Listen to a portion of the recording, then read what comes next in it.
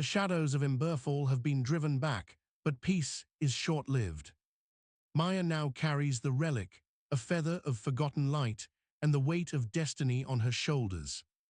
Part 2, The Door Beneath the Floor. The next day passed like a blur.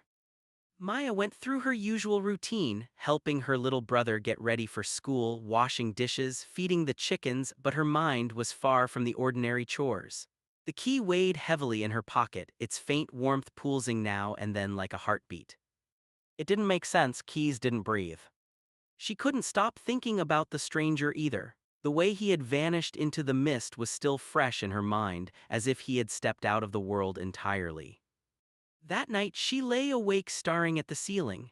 The key rested on the pillow beside her, glowing faintly now in the dark.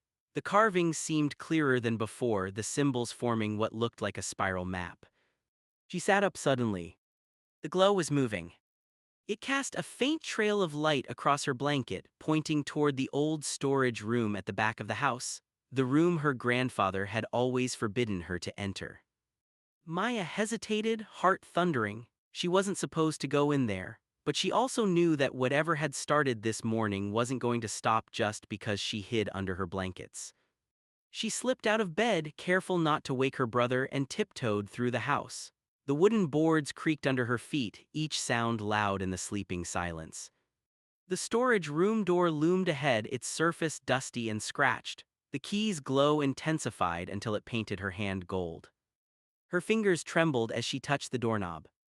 The door wasn't locked. The smell of dust and old wood rushed out as she pushed it open. The room was filled with forgotten furniture, broken tools, and crates stacked high against the walls. Cobwebs hung like ghostly curtains, brushing her face as she stepped inside. The glow pointed toward the center of the floor, stopping at an old, frayed rug.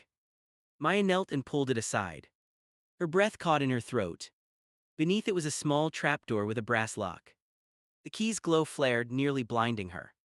Hands shaking, she pressed the key into the lock. It fit perfectly. Click. The trapdoor swung open on its own, revealing a spiral staircase carved into stone, descending into complete darkness. A wave of cold air rushed up, making her shiver. For a long moment, Maya stayed frozen, staring into the abyss. Every instinct screamed at her to close the door and run back to bed. But curiosity and something deeper, something that felt like destiny, kept her rooted. She grabbed a lantern from a shelf, lit it with trembling fingers, and began to descend.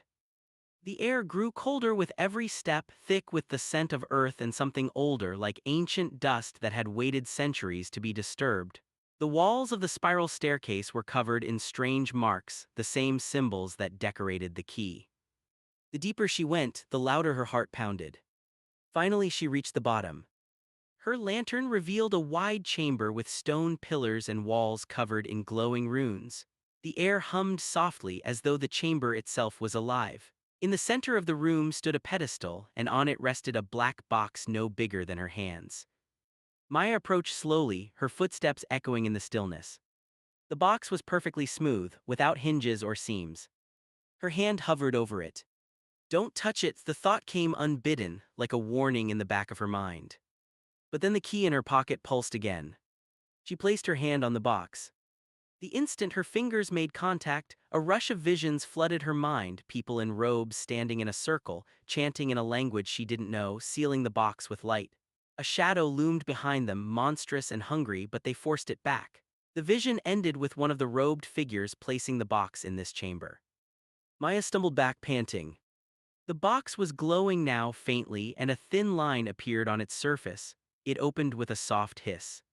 Inside was a single feather burning with blue fire. She stared, mesmerized, as the flame danced but gave off no heat. Then a voice spoke behind her.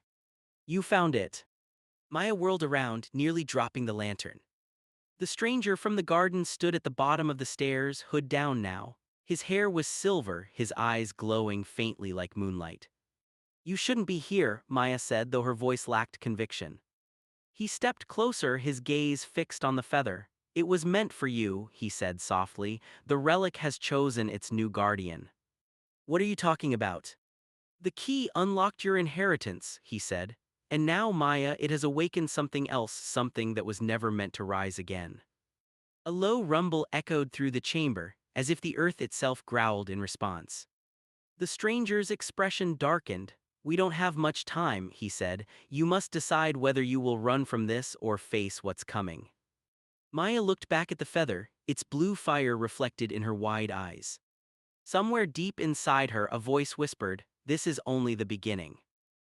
The adventure doesn't stop here. Subscribe now, drop a like, and share this story with your friends so they can join the quest too. Let's build this epic world together.